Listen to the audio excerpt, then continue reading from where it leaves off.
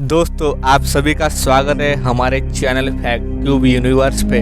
दोस्तों जैसे कि आप सभी को पता है कि जिस तरह से हमारा दिमाग हमारी पूरी बॉडी को कंट्रोल करता है, ठीक उसी तरह हमारा दिल भी हमें जिंदा रखने के लिए बहुत ही ज़्यादा ज़रूरी है। दिल एक ऐसा ऑर्गन है जो हमारे जिंदा रहने से लेकर हमारे मरते दम तक काम करता है, और अगर दिल का धड़कना बंद हो जाए तो इंसान का अंत आ जाता है। लेकिन अगर हम दिल का ख्याल नहीं रखते तो अटैक आने में ज़्यादा देर नहीं लगती।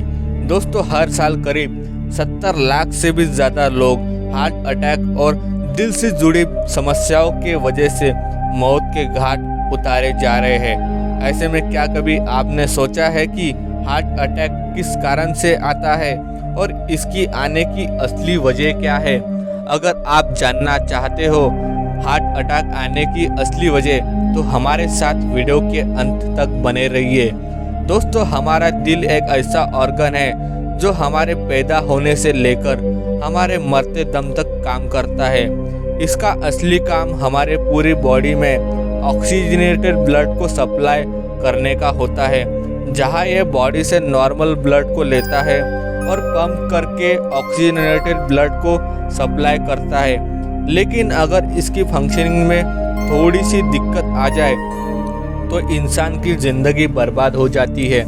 बाकी चीज़ें आप तो साइड में रख दीजिए, अगर आप थोड़ी देर के लिए सांस रोक लेते हैं तो ही मौत नज़दीक आने लगती है। ऐसे में आप उन लोगों का सोचिए जिन्हें हार्ट से जुड़ी समस्याओं के कारण लगातार सांस फूलने की दिक्कतें बनी रहती है। इसलिए हार्ट पर ध्यान देना बहुत ही ज़्यादा ज़रूरी है। दोस्तों हमारे बॉडी में मौजूद हर मसल को अपना प्रॉपर फंक्शन परफॉर्म करने के लिए ऑक्सीजन की ज़रूरत पड़ती है। इसी तरह हमारा हार्ट भी एक मसल्स है, इसलिए हार्ट को प्रॉपर फंक्शन करने के लिए ऑक्सीजन की ज़रूरत पड़ती है। हार्ट अटैक यानी दिल के दौरे के दौरान हार्ट की मसल को ऑक्सीजन नहीं मिलती और इसी वजह से हार्ट अपना फंक्शन परफॉर्म नहीं कर पाता। अब आपके दिमाग में ये सवाल ज़रूर आया होगा कि हार्ट अटैक के दौरान ये ब्लड सप्लाई कैसे रुक जाती है? तो दोस्तों हम सभी को पता है पूरी बॉडी में ऑक्सीजनेटेड ब्लड को पहुंचाने वाली वेसल को आर्टरीज कहते हैं। अब पूरी बॉडी की तरह ही हमारे हार्ट को भी ऑक्सीजनेटेड ब्लड की ज़रूरत होती है, और हार्ट को ऑक्सीजनेटेड ब्लड पहुंचाने वाली आर्टरीज को हम कोरोनरी आर्टरीज कहते हैं। अब दोस्तों जब हम ज़्यादा खाना खाते हैं या फिर ऐसी खुराक का इस्तेमाल करते हैं जिसमें लिपिड ज़्यादा हो, उससे हमारी कोरोनरी आर्टरीज में फैटी एसिड और लिपिड इकट्ठा हो जाता है, जिसकी वजह से उसमें ब्लॉकेज आने लगता है। और जैसे जैसे हमारी उम्र बढ़ती है और हम खाने के खुराक को ज़्यादा करते हैं तो ये ब्लॉकेज बढ़ जाती है। दोस्तों आप ये मत सोचिएगा कि आपकी कोरोनरी आर्टरीज में एक तरह की ब्लॉकेज नहीं बन रही होगी, आपके बॉडी में भी ऐसी ब्लॉकेज होंगी। हालांकि उसकी ग्रोथ आपके उटपटांग खाने पर निर्भर करती है। अगर आप ज़्यादा उल्टा सीधा खाना खाते होंगे तो ये ब्लॉकेज और बढ़ जाती है। इसी वजह से आपने देखा होगा कि जितने भी मोटे ताज़े लोग होते हैं जो जंक फूड ज़्यादा खाते हैं उन्हें हार्ट अटैक ज़्यादा आता है। दोस्तों अगर आपको हार्ट अटैक से बचना है तो आप पिज़्ज़ा, बर्गर, नूडल्स जैसे जंक फूड चीज़ों का सेवन ना ही करें तो बेहतर है। अब अगर हम अमेरिकन कल्चर की बात करें तो वहाँ पर हमारे और आपकी तरह दाल चावल और सब्जी नहीं खाई जाती, बल्कि वहाँ पर लोग अपने दिन की शुरुआत पिज़्ज़ा, बर्गर से करते हैं और दिन का अंत भी इन्हीं चीज़ों को खाकर करते हैं। इसलिए उनका अंत भी इन्हीं चीज़ों को खाकर हो जाता है, जिनकी कोरोनरी आर्टरीज में ब्लॉकेज होने लगती है, जिसकी वजह से ऑक्सीजनेटेड ब्लड उनके दिल तक बहुत कम मात्रा में पहुंचता है। और जब यह ब्लॉकेज बढ़ जाती है तो उसका असर हार्ट अटैक के रूप में देखने को मिलता है, क्योंकि ऑक्सीजनेटेड ब्लड उनके दिल तक पहुंच ही नहीं पाता। हालांकि दोस्तों, जिस तरह पानी को ब्लॉक करने की कोशिश की जाए तो वो कुछ देर के लिए ब्लॉक हो जाता है, लेकिन बाद में अपना रास्ता बना लेता है। ठीक उसी तरह ब्लड भी है, जो हल्के फुल्के ब्लॉकेज पर अपना रास्ता बना लेता है।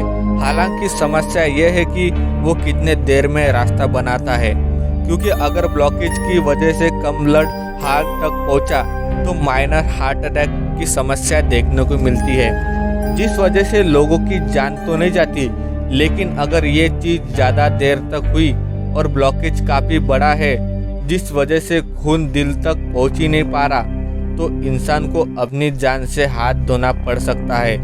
पर आप डरिए मत, अब हम आपको हार्ट अटैक के लक्षण बताने वाले हैं, जिसे आप समझ जाएंगे कि आपको हार्ट अटैक आया है या नहीं। दोस्तों, सबसे पहले इसका सबसे पहला लक्षण सीने में होने वाला दर्द है, जहां सीने में उठने वाले दर्द का असर उल्टे हार्ट और कंधे की मसल तक जाता है।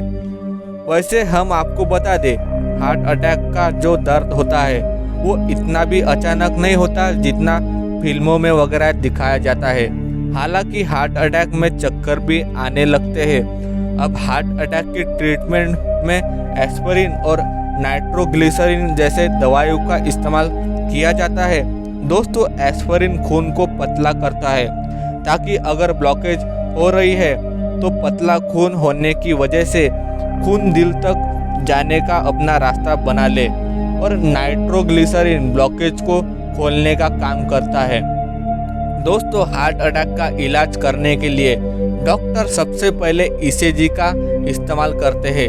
ईसीजी यानी इलेक्ट्रोकार्डियोग्राफ एक ऐसा डिवाइस होती है जिसकी मदद से हार्ट की एक्टिविटी को मेजर किया जाता है।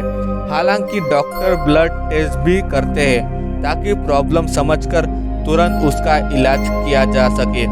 दोस्तों, हार्ट अटैक की ट्रीटमेंट में डॉक्टर ब्लॉकेज को गुब्बारे की मदद से कम करते हैं, जिसकी वजह से कोरोनरी आर्टरीज वापस से खुल जाती है। दोस्तों, कुछ केस में तो डॉक्टर हार्ट अटैक के पेशेंट को बचाने के लिए मेटल या पॉलीमर से बना हुआ स्टैंड भी मरीज के कोरोनरी आर्टरीज में डालते हैं ताकि वो खुल जाए। दोस्तों, जो केस काफ़ी ज़्यादा सीरियस होते हैं उसकी कोरोनरी आर्टरीज की बाईपास सर्जरी की जाती है, जहां पर इस केस के पेशेंट की बॉडी की किसी दूसरे पार्ट के आर्टरीज को कट करके कोरोनरी आर्टरीज की जगह पर लगा दिया जाता है, और इन्हीं सब तरीकों का इस्तेमाल करके डॉक्टर वापस से हार्ट के तरफ ब्लड को भेजता है, और इसी के बाद हमारा दिल वापस से अपना फंक्शन करना शुरू कर देता है। और जिस केस में ये ऑपरेशन नहीं हो पाता, वहाँ पर ब्लॉकेज बढ़ने की वजह से इंसान की मौत हो जाती है। इसलिए आप अभी से एक हेल्दी डाइट लेना शुरू करें, ताकि आपको आगे जाके कोई दिक्कत ना हो। बाकी आपका इस पर क्या कहना है कमेंट में ज़रूर बताना, और इसी तरह के शानदार वीडियोस के लिए हमारे चैनल फैक्ट ट्यूब यूनिवर्स को सब्सक्राइब करना बिल्कुल ना भूलें। हम फिर मिलेंगे नए वीडियो में। थैंक यू दोस्तों।